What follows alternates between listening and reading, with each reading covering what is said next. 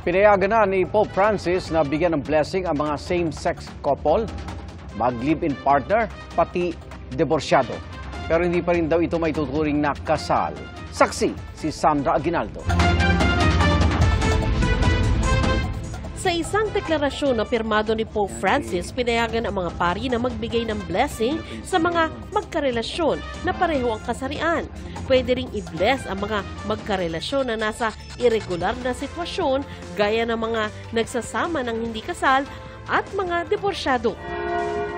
Pero may mga kondisyon ito para hindi mapagkamalang kasal ang pagbibigay ng blessing. Hindi raw kasi nagbabago ang doktrina ng simbahang Katolika na ang kasal ay sa pagitan ng babae at lalaki.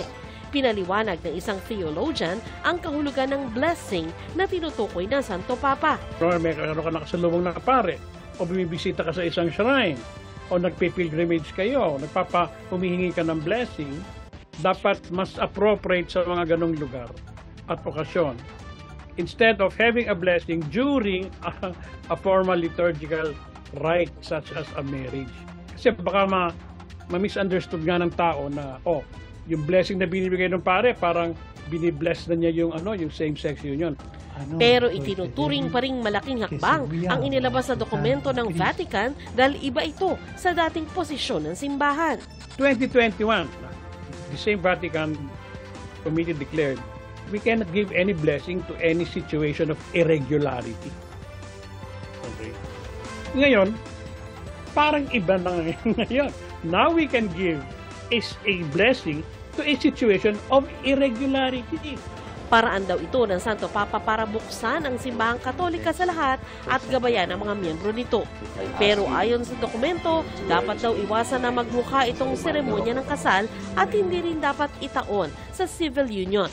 Hininga namin ang reaksyon ng Catholic Bishops' Conference of the Philippines pero wala pa silang tugon. Para kay Lingayen Dagupan Archbishop Socrates Villegas, sa bagong dokumentong mula sa Vatican, nadagdag sa mga kategorya ng blessing ang blessing of mercy o awa. Kapag daw ipinagdasal ng pari ang mga couple na nasa irregular na sitwasyon, hinihiling niya sa Diyos na kawaan ang mga ito at bigyan ng grasyang magbago. Dapat daw maingat ang mga pari sa pagpili ng salita para maipaalam ang tunay na intensyon ng simbahan.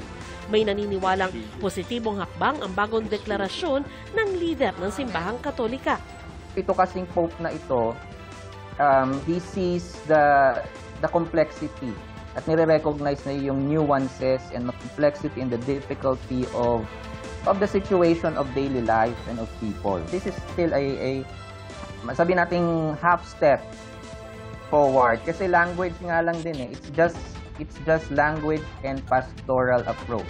It does not affirm the relationship. Ikinutuwa rin ito ng magkarelasyon na sina Angela at Emmanuel. Malaking bagay daw ito sa kanila lalo't kung minsan hindi pa rin sila tanggap ng iba. Masaya kasi at least wala nang discrimination sa katulad namin ni LGBT. Yung masasabi ko, basta masaya at least tanggap na rin kami sa simbahan. Okay talaga.